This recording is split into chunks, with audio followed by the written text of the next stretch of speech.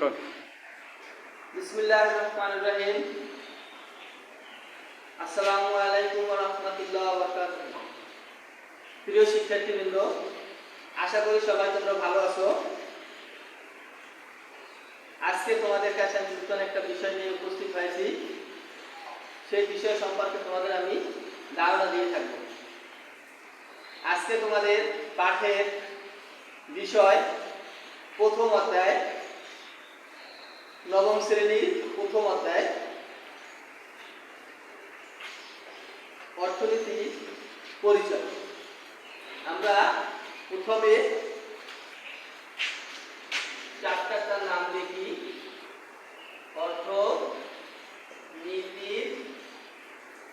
পরিচয়।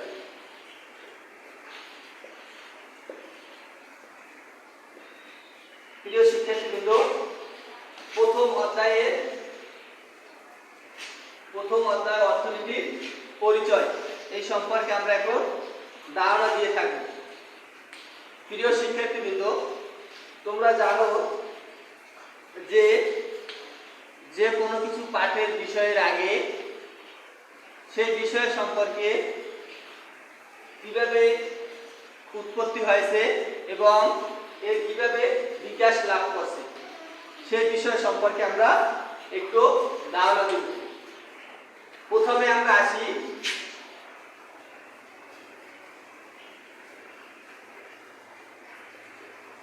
আমরা এই অর্থনীতি বিষয়টিকে দুটি ভাগে বিভক্ত করেছি। একটা কি হলো অর্থ, আর একটা হচ্ছে নীতি।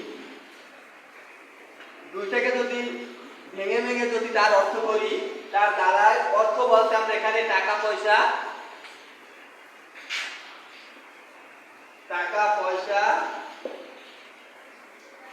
বা সম্পত্তি। অর্থ বলতে আমরা টাকা পয়সা বা সম্পত্তি এই দুটোকে বুঝে থাকি। আর নীতি বলতে এই অর্থ বা টাকা, সম্পত্তি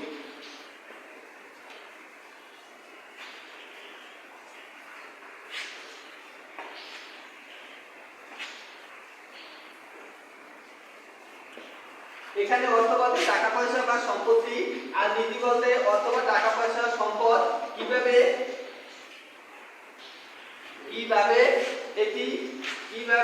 বা কোন নীতির মাধ্যমে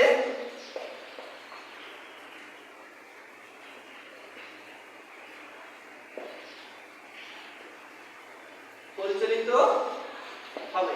এখানে আমরা বলি নীতি, অর্থ বা টাকা পয়সা ও সম্পদ কিভাবে বা কোন নীতির মাধ্যমে পরিচালিত হবে সেটি হলো নীতি। এরপরে আমরা আসি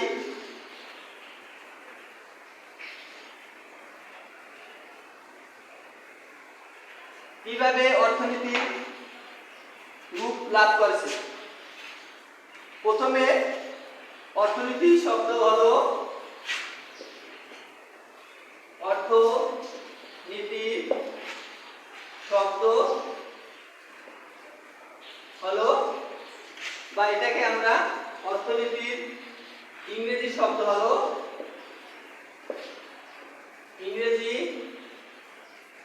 হলো ইকোনমিক্স।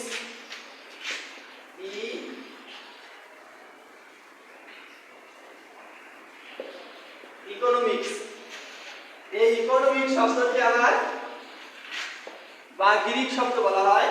সে শব্দটি এসেছে ওইকোনমিয়া থেকে।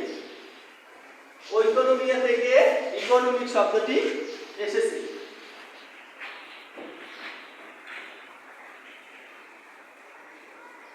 আমি এরপরে আসবো অর্থনীতি। আমি প্রাচীন যুগের কথায় আসছি। প্রাচীন যুগের কথায় আসি। প্রাচীন যুগে অর্থনীতি বলতে তেমন কোনো ধারণা বা কোনো দার্শনিক কেউ এই অর্থনীতি সম্পর্কে তেমন অবগত ছিল না। প্রথম অবস্থায় অর্থনীতিটা কিভাবে আসলো এবং যখনই দেখা দিল অর্থের সংকট কিভাবে অর্থটাকে আমরা গচ্ছিত এবং সঞ্চয় করে রাখতে পারবো ভবিষ্যতের জন্য, সেই সময়ে দেখা যায় অর্থনীতি বিষয়টি চলে আসে। তাহলে অর্থনীতি বিষয়টি চলে আসার কারণে দেখা যায় যে আগেরকার দিনে মানুষের তারা খাদ্য সংগ্রহ করতে ঠিকই, কিভাবে সংরক্ষিত করে রাখবে, কিভাবে গচ্ছিত করে রাখবে সে সম্পর্কে তেমন কোনো দার্শনিকরা তেমন কোনো মতামত দেয়নি। এক পর্যায়ে যখন খাদ্য সংকট দেখা দেয় তারা মনে করত আমরা বন জঙ্গলে যাব, বিভিন্ন ফলমূল খাদ্য সংগ্রহ করব, খাবো, এই থেকেই শেষ, তারা এরকম মনে করত। পরে যখন খাদ্য সংকট দেখা দিল তখন অর্থনীতির প্রচলনটা খুব পর্যায়ক্রমে বাড়তে শুরু করলো। তখন তাদের মৌলিক চাহিদা বলতে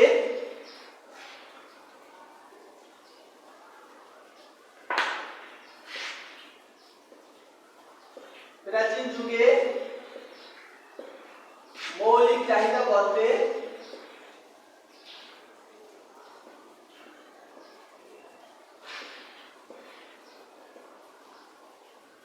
প্রাচীন যুগের মৌলিক চাহিদা বলতে তিনটি মাধ্যমের উপর তারা পরিচালিত ছিল।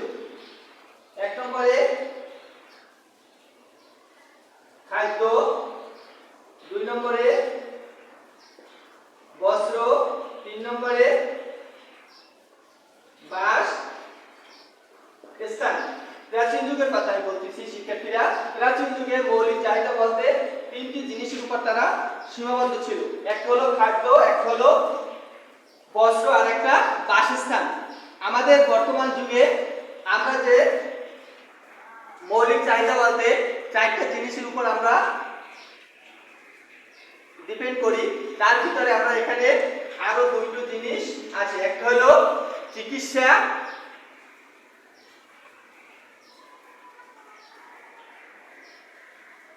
চিকিৎসা ক্ষেত্রেও এই খাদ্য, বস্ত্র, বাসস্থান এই তিনটে জিনিসের উপর আগেরকার দিনে মানুষেরা তারা লিপিবদ্ধ ছিল। তাদের মধ্যে চিকিৎসা এবং শিক্ষা, চিকিৎসা এবং শিক্ষা, এই যে 4 নম্বর এবং 5 নম্বরে চিকিৎসা ও শিক্ষা, সেই সম্পর্কে কোনো ধারণা ছিল না বা তারা এই বিষয় নিয়ে কোনো ভাবতো না বা তারা চিন্তা করতো না। এক সময় এরপরে আমরা আসি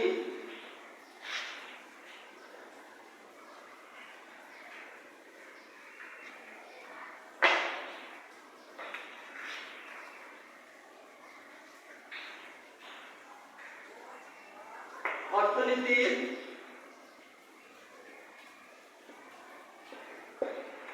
উৎপত্তি ও অর্থনীতির উৎপত্তি, এরপরে বিকাশ। অর্থনীতির উৎপত্তি, কোথা থেকে অর্থনীতি উৎপত্তি পাইছে? 2500 খ্রিস্টপূর্বে, এখানে আমরা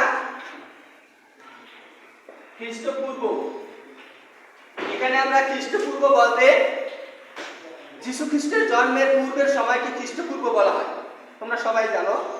তাহলে খ্রিস্টপূর্ব, এই খ্রিস্টপূর্ব সময়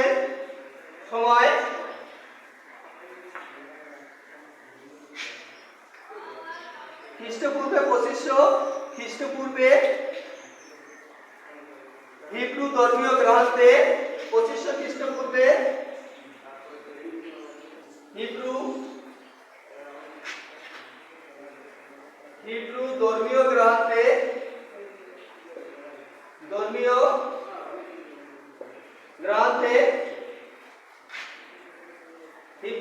গ্রন্থে অর্থনীতির কিছু ধারণা লাভ করছে। এরপরে অর্থনীতির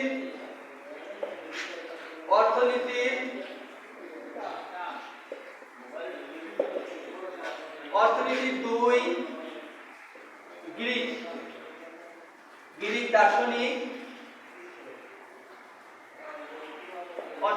গ্রিক দার্শনিক এরিস্টটল এবং প্লেটো তারা অর্থনীতির বিষয়ে ব্যাপকভাবে তারা আলোচনা করছে। এরিস্টটল এবং প্লেটো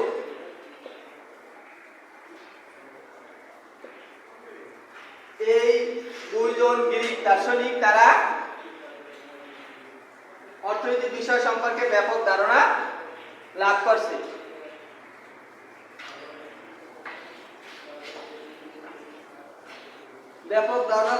তাহলে আমরা এরিস্টটল যে সময়ে অর্থনীতি সম্পর্কে ধারণা দিয়েছে তা হলো এরিস্টটল যে সময়ে ধারণা দিয়েছে 347 থেকে 427 347 থেকে 327 যেহেতু আমাদের খ্রিস্টপূর্ব এই জন্য আমাদের সনটা এলোমেলো হবে।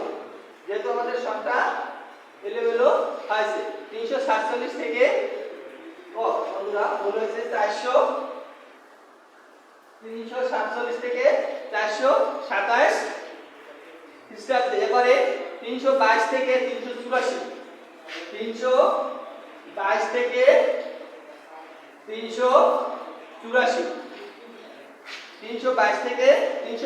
তাহলে প্লেটো ছিল 347 থেকে 427, এরপরে এরিস্টটল 427 থেকে 322 পর্যন্ত তারা এই অর্থনীতি বিষয়ে ব্যাপক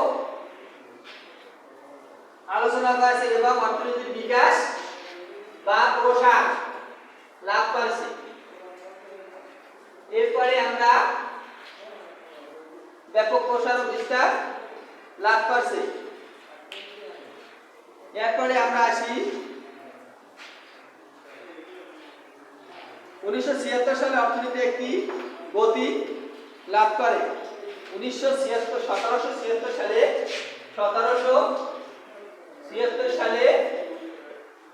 সালেও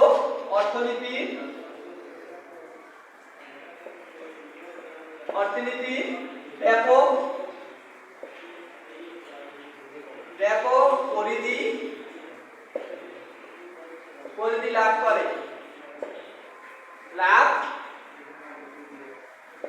যেমন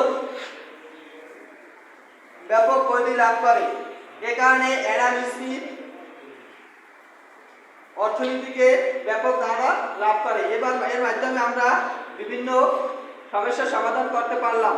এ কারণে এবারে আমরা আসি অ্যাডাম স্মিথও অর্থনীতি বিষয়ে ব্যাপক ভূমিকা পালন করছে। অ্যাডাম স্মিথ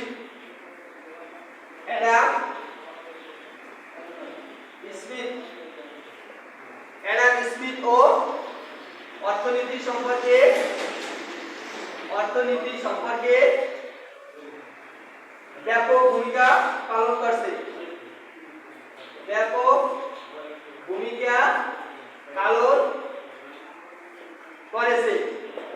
যেমন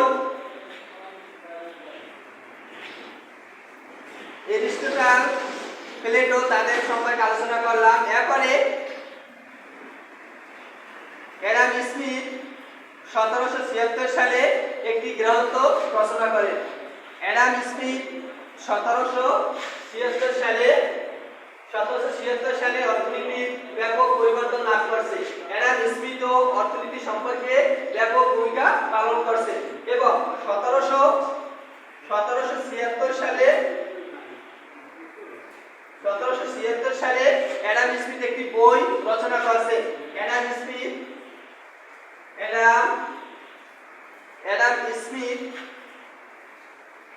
একটি বই রচনা করেন।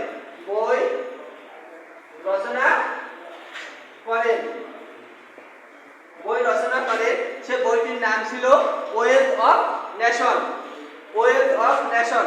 অর্থনীতির আধুনিক ধারণা এই বইটিতে তুলে ধরা হয়েছিল। এই জন্য অ্যাডাম স্মিথকে অর্থনীতির জনক বলা হয়। তাহলে বন্ধুরা, এখানে আমরা একটা জ্ঞানমূলক প্রশ্ন, সুন্দর একটা জ্ঞানমূলক প্রশ্ন পেয়েছি। তোমরা সেটি লক্ষ্য করো। অ্যাডাম স্মিথকে কেন অর্থনীতির জনক বলা হয়? তাহলে আমরা এই জ্ঞানমূলক প্রশ্নটা উঠিয়ে নিয়ে, অ্যাডাম স্মিথকে কেন অর্থনীতির জনক বলা হয়? 1776 সালে অ্যাডাম স্মিথ একটি গ্রন্থ রচনা করেন। সেই গ্রন্থ রচনার ক্ষেত্রে অর্থনীতির আধুনিক ধারণা তুলে ধরা হয় বা নূতনত্ব সম্পর্কে অর্থনীতির ধারণা তুলে ধরা হয়। সেজন্য অ্যাডাম স্মিথকে অর্থনীতির জনক বলা হয়। এরপরে আমরা আসি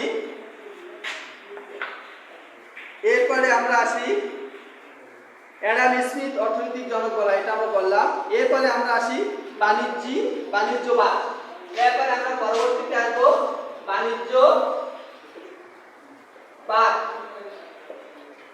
বাণিজ্যবাদ সম্পর্কে এখন তোমাদের আলোচনা করি। সেই বাণিজ্যবাদ বলতে এখানে ইউরোপীয় দেশগুলোতে সেই সময় অর্থনীতিকে নিয়ে আলোচনা শুরু হয়। এই বাণিজ্যবাদের সময়কালে সে সময়গুলো নিয়ে আলোচনা করা হয়, সেগুলো হলো বাণিজ্যবাদ। তাহলে আমরা অর্থনীতি সম্পর্কে আজকে অর্থনীতির উৎপত্তি ও বিকাশ সম্পর্কে ধারণা লাভ করতে পারলাম। এরপরে মানুষ অর্থনীতিকে নিয়ে পারত না, জীবন পরিচালনা করার ক্ষেত্রেও তারা সে বিষয় সম্পর্কে ধারণা লাভ করত না।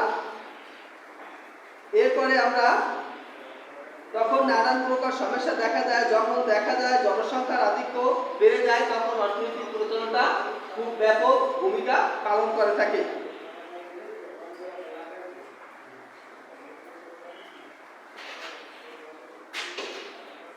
এরপরে আমরা জানলাম অর্থনীতির বিকাশ, অর্থনীতি সম্পর্কে ধারণা এবং অর্থনীতির বিভিন্ন বিষয় সম্পর্কে আলোচনা করি। এরপরে আমরা আসি অর্থনীতি গ্রিক শব্দ ইকোনমিয়া থেকে এসেছে গৃহস্থলী।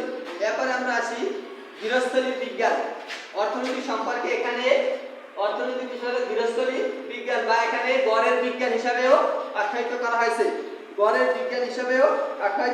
অর্থনীতি গ্রিক দার্শনিক গ্রিক শব্দ ইকোনমিয়া থেকে, যার অর্থ হলো গৃহস্থলী বিজ্ঞান।